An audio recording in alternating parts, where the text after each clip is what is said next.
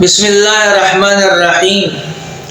احادیث مبارکہ سے معلوم ہوتا ہے کہ جس شخص کی جو بھی کوئی حاجت ہو تو وہ خود استخارہ کرے۔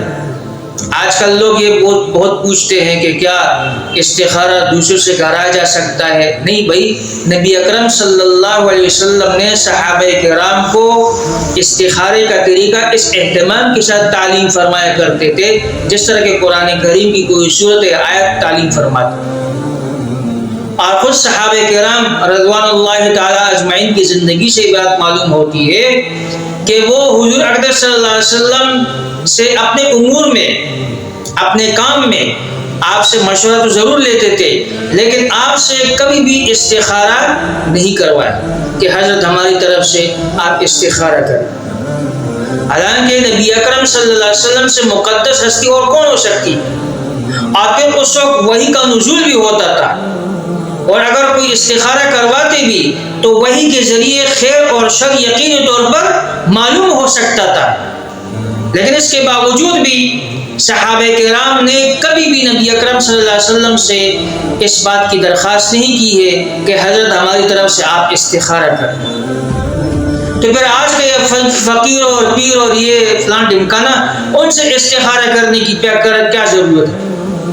بھئی یہ خود کا عمل ہے، امت کو اس بات کی تعلیم دی گئی ہے اور امت کی تربیت اس بات پر کی گئی ہے کہ اللہ سے خود رابطہ رکھو۔ تمہاری حاجت ہے تو اللہ سے تم خود مانگو۔ بعض لوگ کہتے ہیں کہ استخارہ مشورہ کرتے، اللہ سے کوئی مشورہ نہیں کرتا بھائی، یہ اللہ سے خیر کو طلب کرنا ہوتا ہے۔ یہ دعا ہے کہ اللہ میں آپ سے اس معاملے میں خیر کو طلب کر رہا ہوں۔ تو صحابہ کی زندگی بھی اس سے یہ بات معلوم ہوتی ہے کہ کبھی بھی انہوں نے آپ صلی اللہ علیہ وسلم سے اس بات کی درخواست نہیں کی۔ تو ایک بات یہ معلوم ہے کہ خود کا عمل ہے، خود کر۔ دوسری بات یہ ہے کہ بعض اوقات ایسا بھی ہوتا ہے معاشرے کے اندر، کسی گھر وغیرہ سے چوری ہو جاتی ہے تو وہ مولوی صاحب کے پاس آ جاتے ہیں کہ حضرت ہمارے لیے استخارہ کریں تاکہ چور معلوم ہو جائے کس نے چوری کی۔ ارے بھائی یہ دعا ہے، یہ اللہ سے خیر کو طلب کرنا ہوتا ہے۔ چور معلوم کرنے کے لیے استخارہ تھوڑی کیا جاتا ہے کہ چور کی تصویر آ گئی جناب، یہ افضل بندر نے چوری کی۔ چور معلوم کرنے کے لیے استخارہ نہیں ہوتا، یہ اپنے حاجت کے لیے استخارہ کیا جاتا ہے اپنے کام کے حوالے سے۔ اسی طرح آج کل یہ بھی بڑا ایک بزنس بن گیا ہے کہ لوگ جب استخارہ کرانے کے لیے کسی پیر فقیر کے پاس جاتے ہیں، انہوں نے اپنی فیس مقرر کی ہوئی۔ بعض جگہ تو میں نے بورڈ دیکھا ہے استخارہ ہاؤس، باقاعدہ لوگ جاتے ہیں فیس دیتے ہیں، فیس مقرر ہے۔ انتہائی تعجب کی بات ہے۔ استخارہ بھائی یہ خود کا عمل ہے، یہ کسی سے کرانے کی ضرورت نہیں ہے، تو پھر فیس کی کہاں سے گنجائش آ گئی؟